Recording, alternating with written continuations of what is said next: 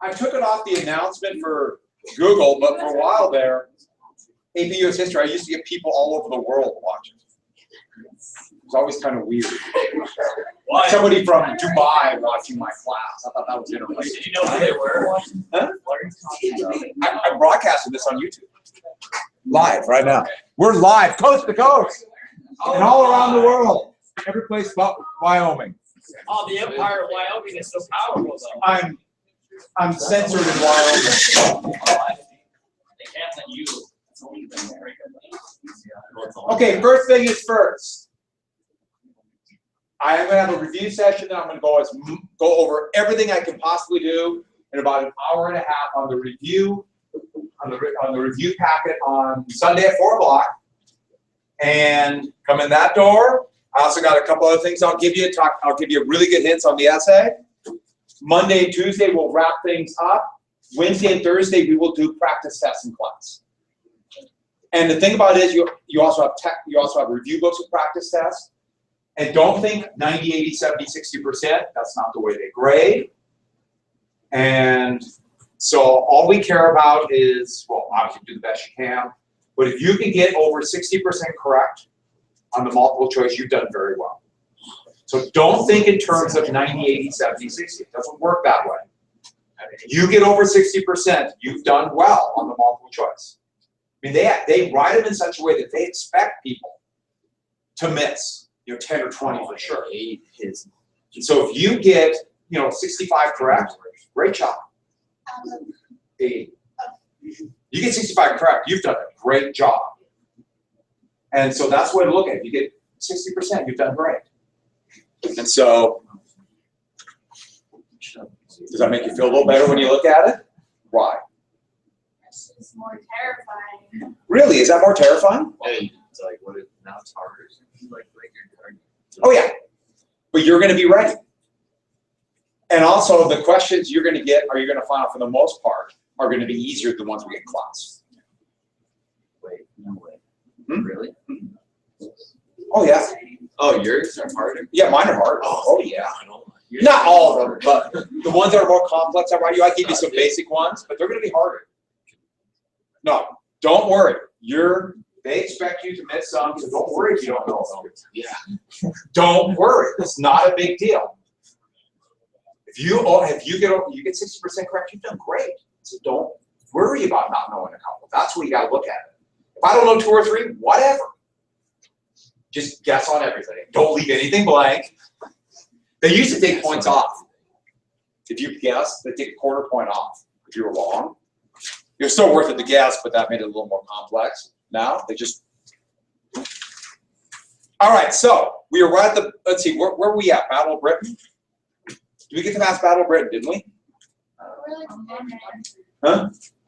And I mentioned radar, sonar. Yeah. What was the U-boat war? bombing. And oh yeah, we're on terror bombing called the Blitz, and that's when they targeted civilians. And I told you, I think right when the bell ended, that terror bombing didn't really work. Why didn't it? Yeah, Because people be bombed one and then. yeah. After the initial shock of it, there's always going to be a shock, but then it's let's get them. And so the British started bombing at night against Germany. We'll talk a little bit more about this today.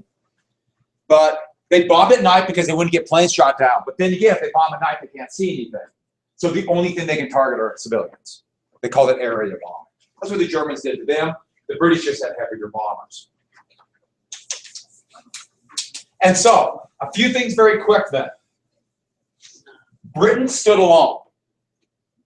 And because of the Blitz, the RAF survived, they stood alone, and then we go through essentially only way to describe it is a quiet period.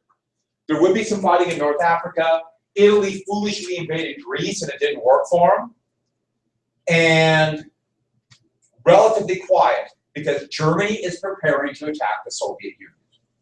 And that is Lebensraum. That was the war they wanted for that living space.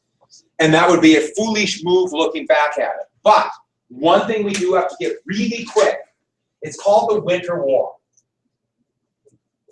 In 1939 and 1940, Russia, the Soviet Union, and this was part of Hitler-Stalin Pact, they kind of said, Germany said, do what you want, we just want your oil.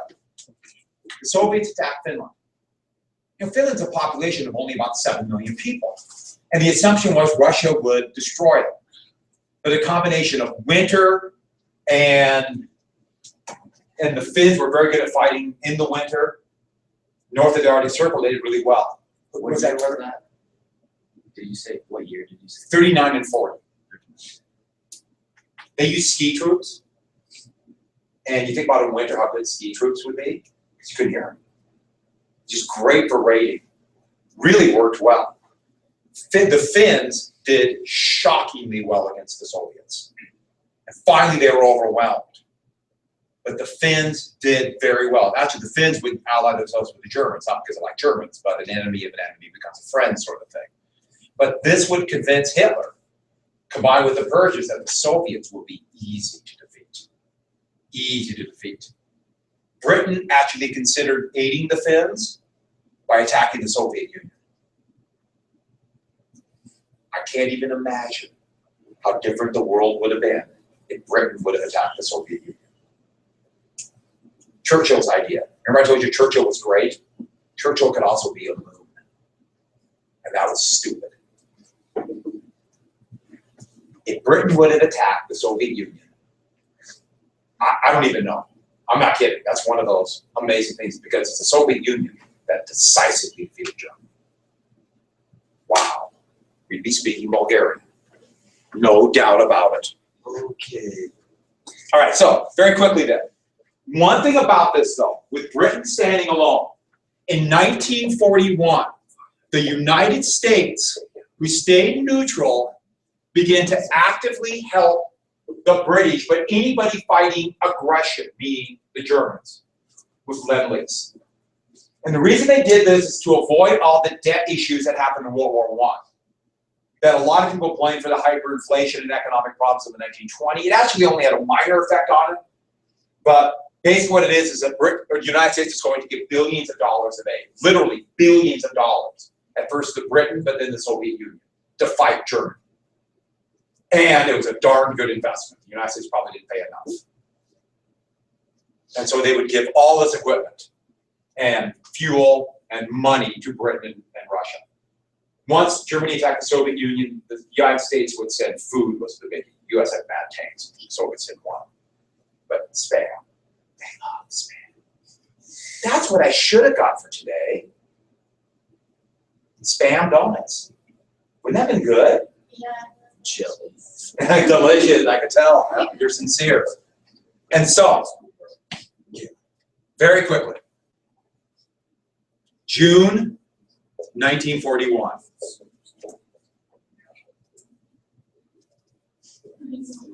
June 1941. Germany attacked the Soviet Union and they codenamed it Operation Barbarossa. And you'll hear that a lot, Operation Barbarossa, and that's named after one of the emperors of the Holy Roman Empire, Barbarossa the Great. And in the Second Crusade, this is actually a bad omen for Germany. What happened to Barbarossa? You know? He died. Oh yeah, he died. On his way to the Second Crusade, in present-day Turkey, he fell off his horse and drowned like a turtle in about 2 feet of water because he had full armor on and he couldn't get out. I don't think turtles Huh? drown. Yeah, turtles drown. Yeah, they're on their back. Oh. Something happens on their back. And they're in water. Okay, fair enough. They don't have gills. See, it's like a biology class in here too. Write that down. Turtles, no gills. Okay, good on that. So, but I always, you know, the thing was it filled up with armor and they couldn't get them out. It happened so fast.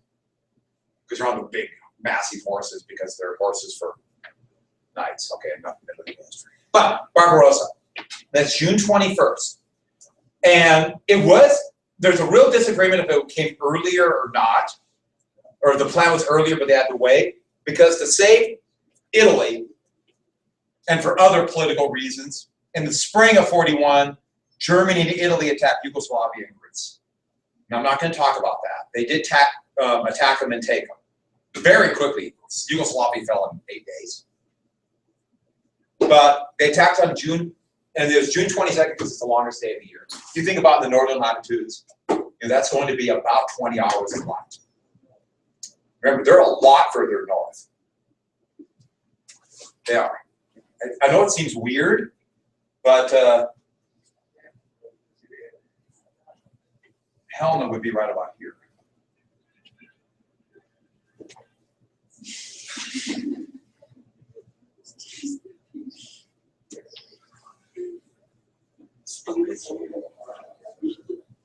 All right, so the weird ringtone.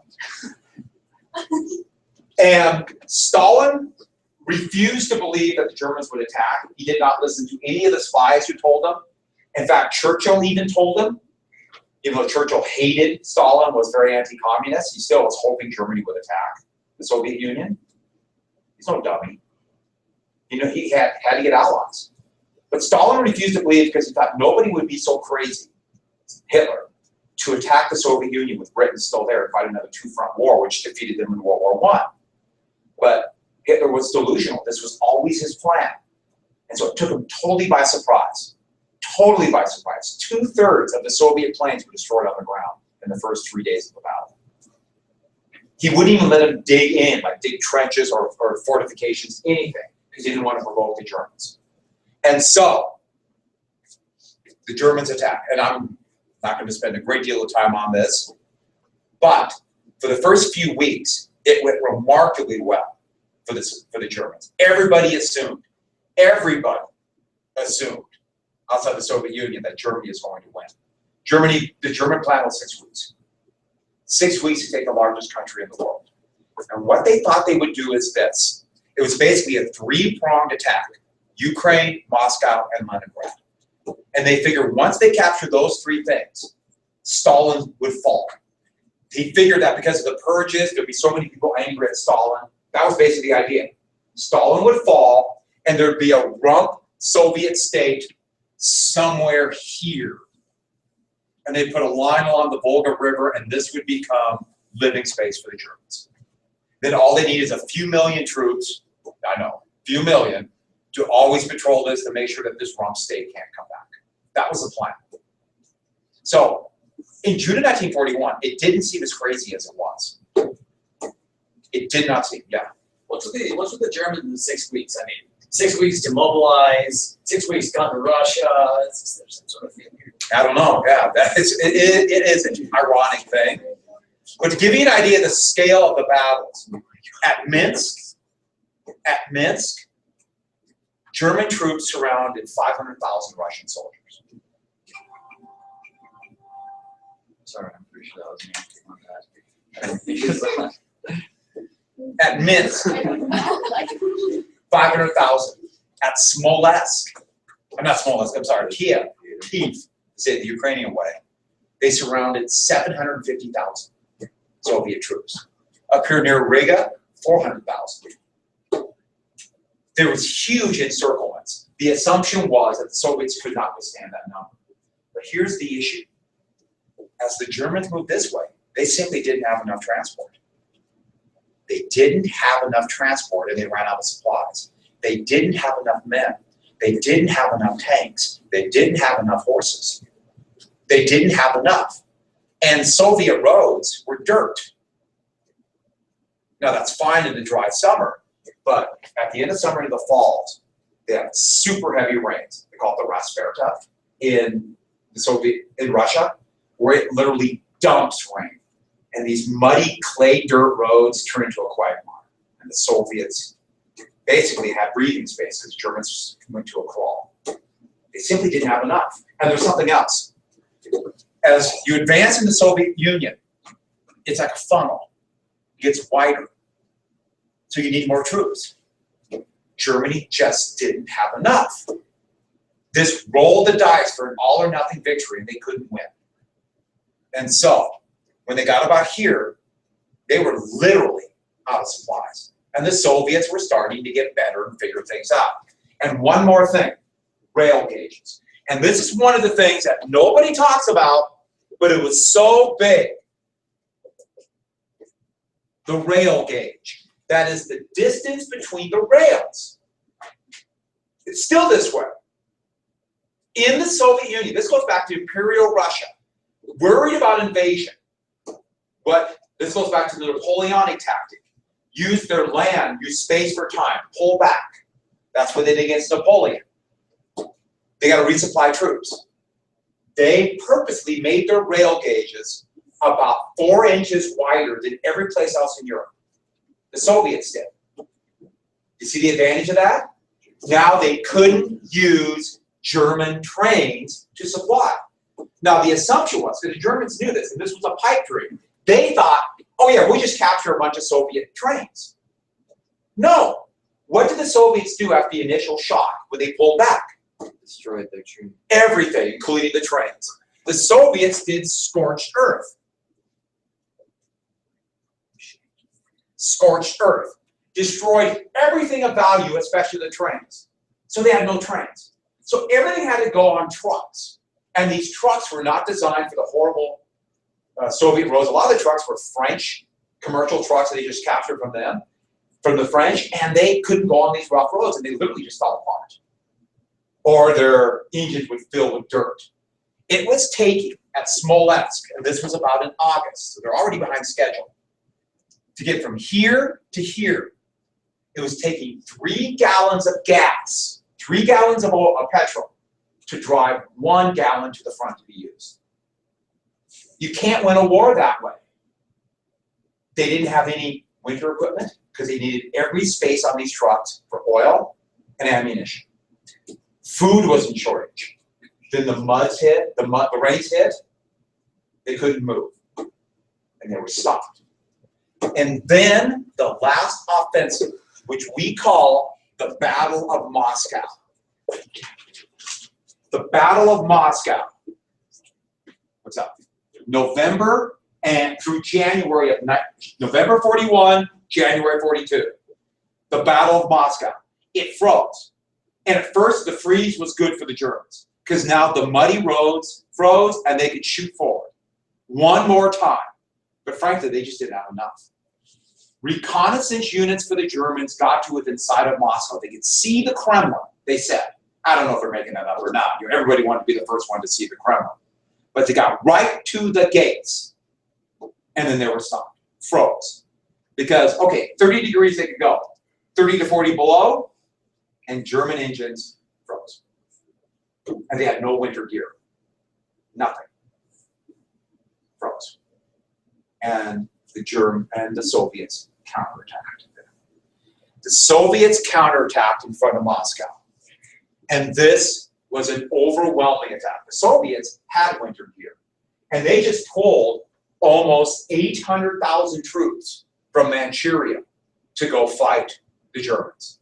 And that's in Manchuria, well, the Siberian-Manchurian border. They had winter gear. They were used to cold. Why were they able to pull 800,000 troops? And remember, they fought the Japanese twice. We saw that in that video. How could they pull these guys over to Moscow? Railroad. Well, they had their railroad, the Trans-Siberian Railroad, but there's another big reason. Why were they here? To watch what country? Japan. Oh. December. Why? What? Pearl Harbor. The Japanese decided we don't want to mess with the Soviets. So they decided to get their oil elsewhere. Here. But to do this, they felt they must make sure the United States can't stop them. So they attacked the United States. The Soviets had spies in Tokyo. And they told Stalin, Japan's not going to attack you. Hitler was disappointed. Hitler was hoping Japan would attack us, the Soviets would attack both ways. That didn't happen. Stalin could bring these troops over and they could have a counterattack. And this would stop the Germans. They pushed them back about 30, 40 miles from Moscow and held. The Battle of Moscow is one of the most important turning points of the war. The Germans had this aura of invincibility, and now they lost. In fact, who was the head of propaganda for Nazi Germany? You remember? Yeah, Goebbels got up and started going out on giving speeches. You know, always talk about victory, victory, victory, victory, victory. And then all of a sudden in January, January 42, they put a call out for if anybody could donate winter coats, because our glorious forces need that in Moscow. And that was the first indication in Germany, uh-oh, if we need winter coats, we're in trouble. Because nobody knew the reality of what was going on. So people, donated these for the great victory, fur coats, all this stuff was sent to the front. Things are bad. And that was a big indication. Moscow was huge. The Germans can be stopped. In reality, therefore, the Germans can't win a victory. They can't win a victory on the battlefield, is what I meant to say. Once Moscow happened, Germany cannot win on the battlefield. The only chance they have is our terms, a peace agreement. Some kind of negotiated peace agreement. And so it's basically over because Pearl Harbor was on December 7th. So then December 8th, the United States declared war on Japan. The United States is now going to fight Japan. U.S. had no army. Pretty powerful Navy. They had to rebuild. They had to make one. The U.S. was not a militaristic state, not like today. What happened on December 10th?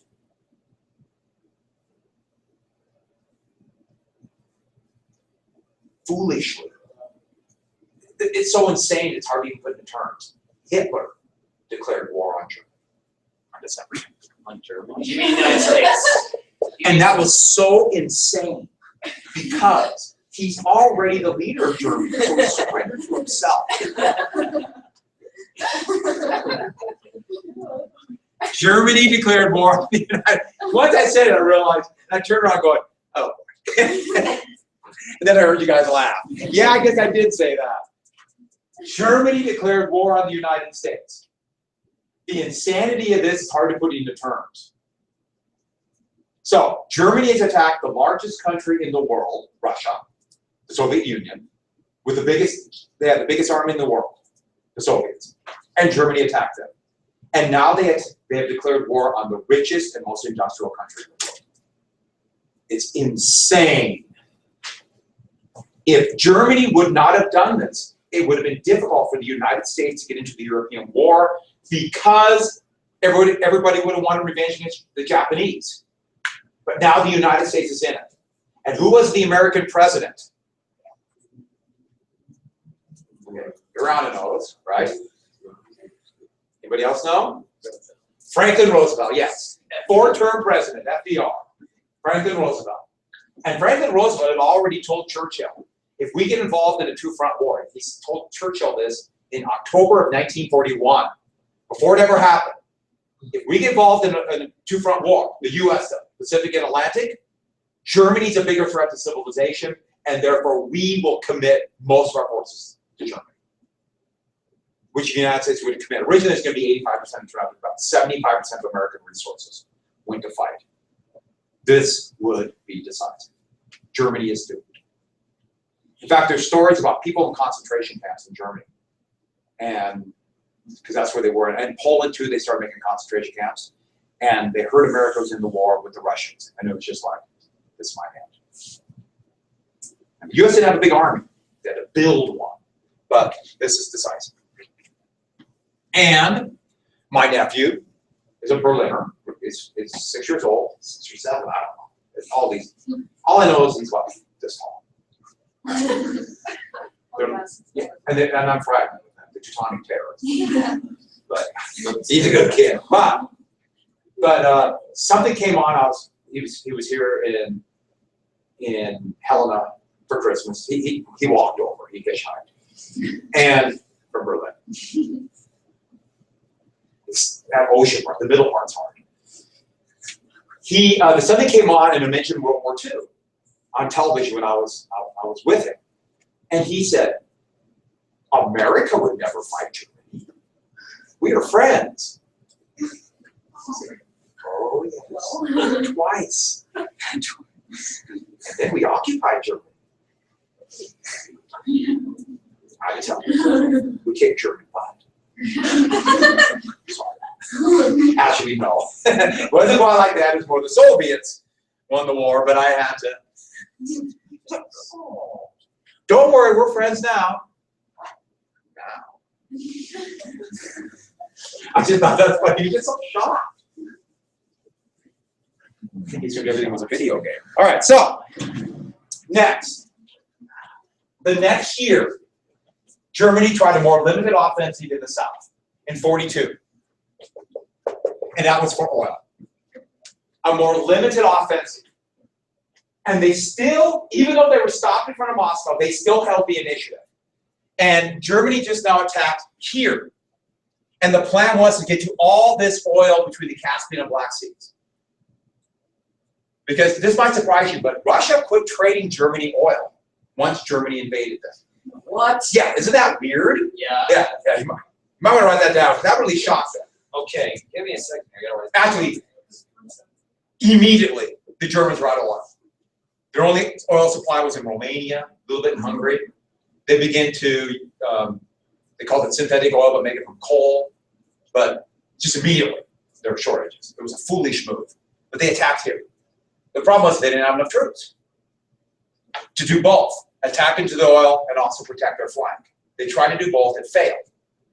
And then, in the process, to protect their flank, that's supposed to be a 2. To protect their flank, Hitler also ordered the city, it used to be called Tsarvin, but now it's Stalingrad, named after Stalin, to take this big industrial city. And originally, the plan was just to surround it and avoid the city, but Hitler wanted to take it because it's Stalin's city. And Stalin, of course, wanted to defend because it's Stalin's city. And so for the next 6 months, the people were there would go through a living nightmare fighting for Stalingrad. The Germans didn't have enough to take the city, didn't have enough to cross the Volga River and surround the Volga River is like 1.5 miles wide there. It's like an ocean. It's like a lake, the whole thing, just massive. And so literally the Germans tried to take it by storm.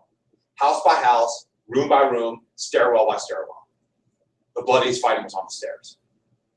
You cut the stairs, you control the building. Just literally hand-to-hand fighting. And the Soviets just kept pouring troops in, just pouring them in. And many were killed, but they held just a toehold. There was a tank factory in Stalingrad. There was fighting within the factory, and they were still making tanks. And they were literally driving the tanks out of the front door, unfinished, firing.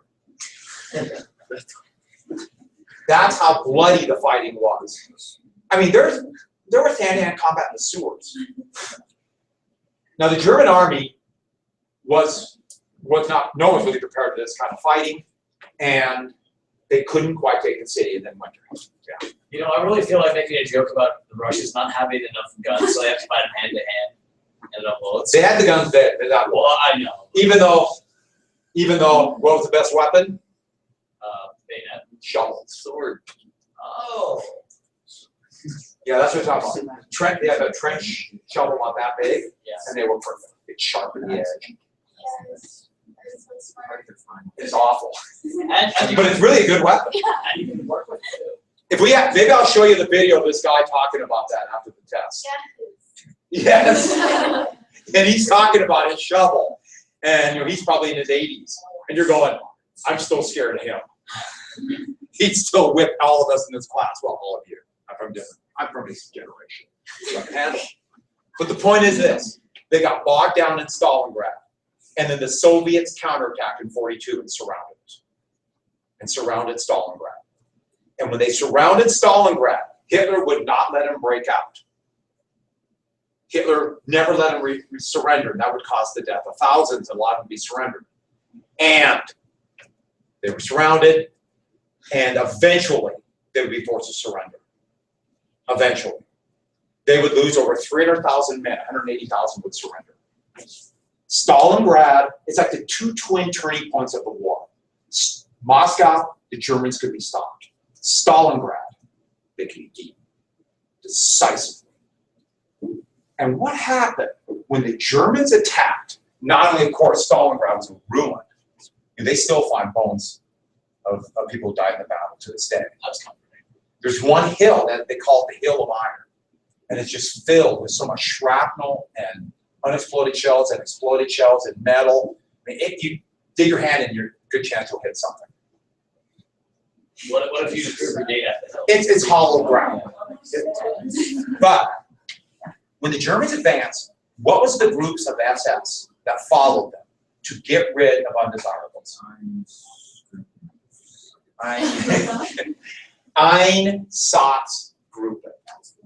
And the Einsatzgruppen massacred over 2 million people inside the Soviet Union. Jews, communists, government officials, in fact, anybody, any undesirables. Roma, too, gypsies, massacred them, anybody they could find.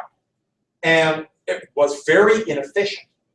And while this battle is going on, thank you.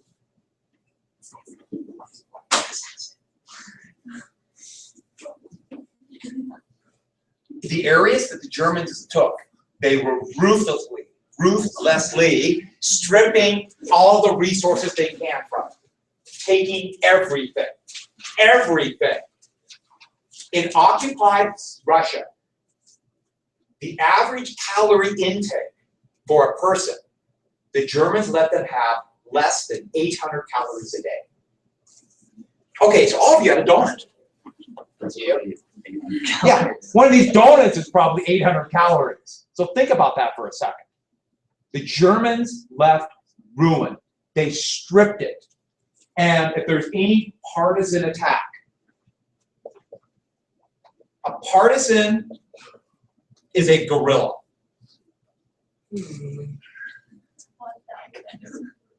Yeah, it's a gorilla from Africa. It's a guerrilla, and a lot of them, when the Soviets were surrounded in the first year of the war, the Germans didn't have enough troops to capture them all, so they went off into the hills. And then Stalin began to equip them and send more guerrillas. They would try to cut off supply lines.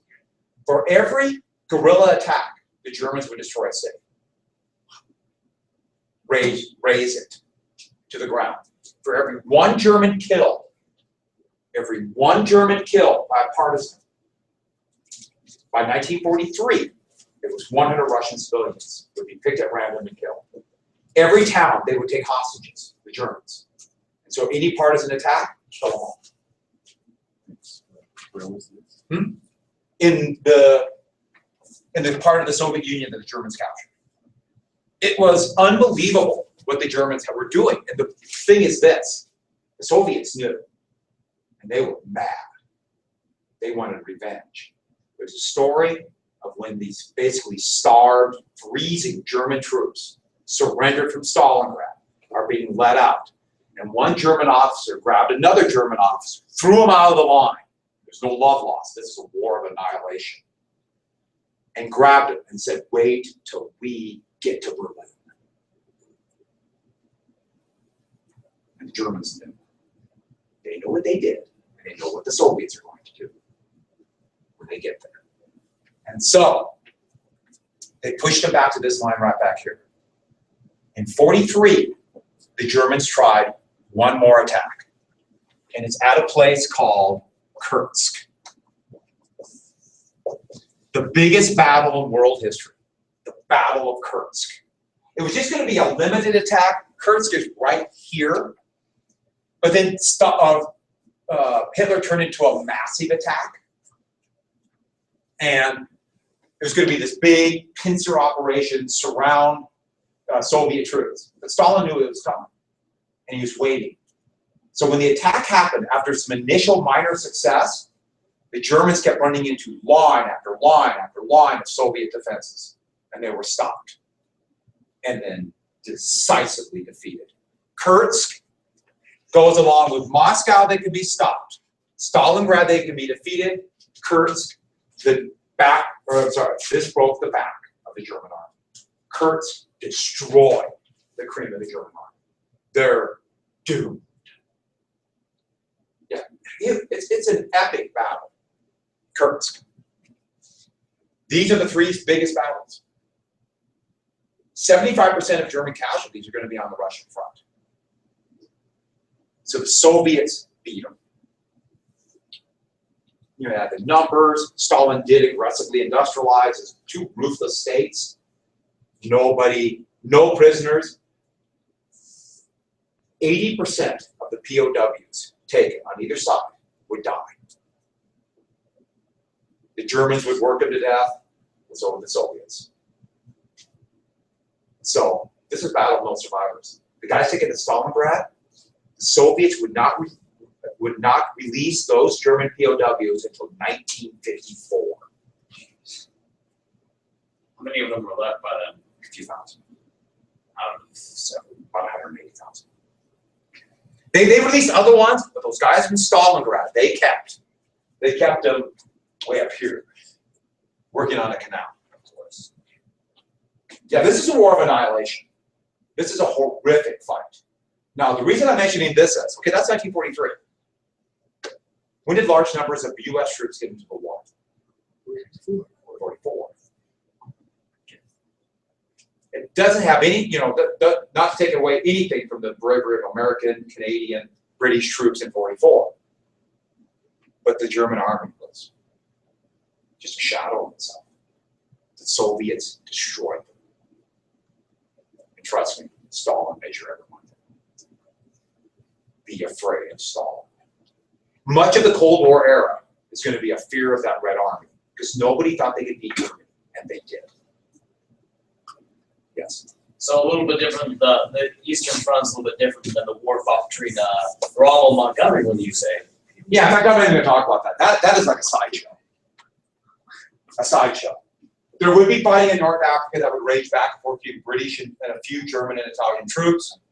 The first American troops would enter the fight here, attacking what was occupied or unoccupied France called? Vichy. Vichy. And actually, there was some fighting. Some of the French soldiers resisted American, British, and Canadian soldiers here. Hitler foolishly sent troops into North Africa, and actually, more Axis troops would surrender in early 43 here than in Stalingrad. Half of them were Italian. And then, I'm just going through this really quick. Really quick here, the second front. Stalin kept pushing for a second front. He wanted the Western Allies, now that the Americans are in the war, attack here. So the Germans have to defend two fronts. And Britain said, no way, we're not ready. The US actually wanted to do it, but it was a pipe dream for the Americans. The Americans weren't ready either. It would take a good year and a half to build an army large enough. So well into 43, probably 44. And they don't have landing ground. You got to make all those things. So the Americans couldn't do it. And so that's why they attacked here as kind of just on the periphery. They attacked Sicily in 43, still on the periphery. That's when Mussolini's government fell. And then the Allies attacked Italy. The Germans came into Italy, and Italy's very narrow. You ever been to Italy? You've been to Italy too? Italy's really cool, but it's very mountainous. It's very rugged, and it's a narrow peninsula. And so the Germans who came here they were outnumbered about 3-1, but they could hold the peninsula. And so this wasn't a second front. So it would not be till 44 that there'd be a second front. Stalin at first was furious. And then by 44, he's like, you really don't have to. It's okay. We got it. And that's when the Western Allies said, we better go. Because what did Stalin decide by 44? He was just going to take all of Europe. And that's where it starts getting scary. He could have. It was a steamroller. The biggest offensive in world history is not going to be D-Day. At the same time, the Soviets attacked right here, the biggest offensive in world history, and pushed the Germans back 200 miles. The only reason they stopped is they ran out of supplies. It was a steamroller. So, real quick about the second front. First off, the Western Allies, though, did bomb. And that was one way, and it's called strategic bombing. Strategic bombing. Strategic means long-term bombing. And this was a part of total war. And their plan was knock out the industry and oil production. And that was a plan. And the British are going to end up spending nearly 40% of their war effort, of their resources on long-range bombing. Britain is going to commit so much to this. Now, the United States, since it's significantly bigger and bigger economically, the US still committed a lot. And the British bombed at night because they couldn't handle the losses. And so the British did area bombing.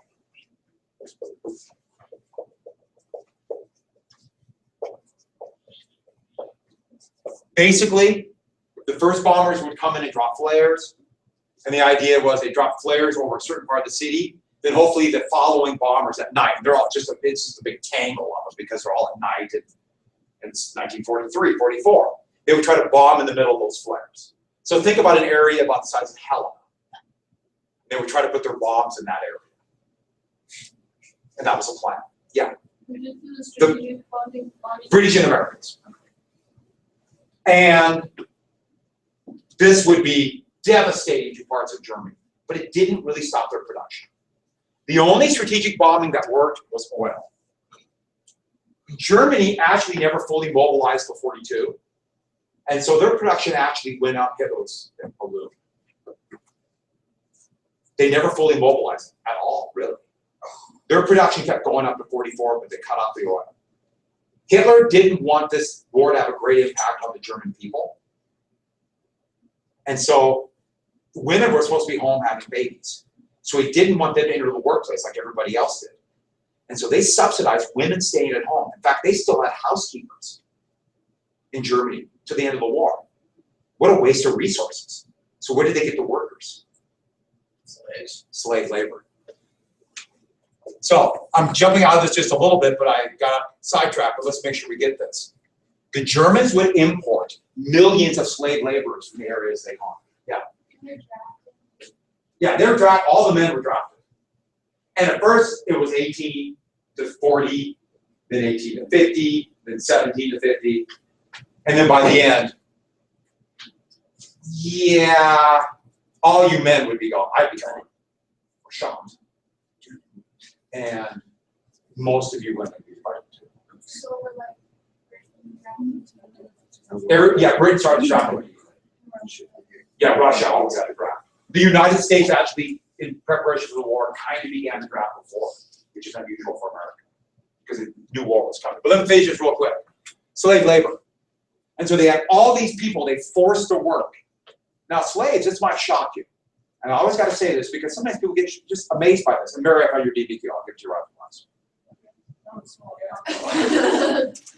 I saw Williams. Never mind. Slaves don't like slavery. What? Does that shock you? Yeah. How do slaves fight back? Not working, messing up their products. They break stuff. They break stuff. German equipment. Part of the problem the German equipment had was kind of over-engineered. Russian equipment was actually better because it was just very simply made. Think about very complex things, how easy it would be to screw up. German tanks broke down all the time. German planes broke down all the time. Partially because they were over-engineered, but the big reason was the slave laborers were risking their life to fight back.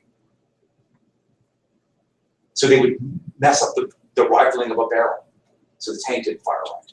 They would forget ball bearings, and so the wheels wouldn't turn. German tanks would squeak all the time because of this. Slave laborers fight back, and they were shot, they were caught. There was no messing around. So it took a lot of courage for them to do this, to help the war.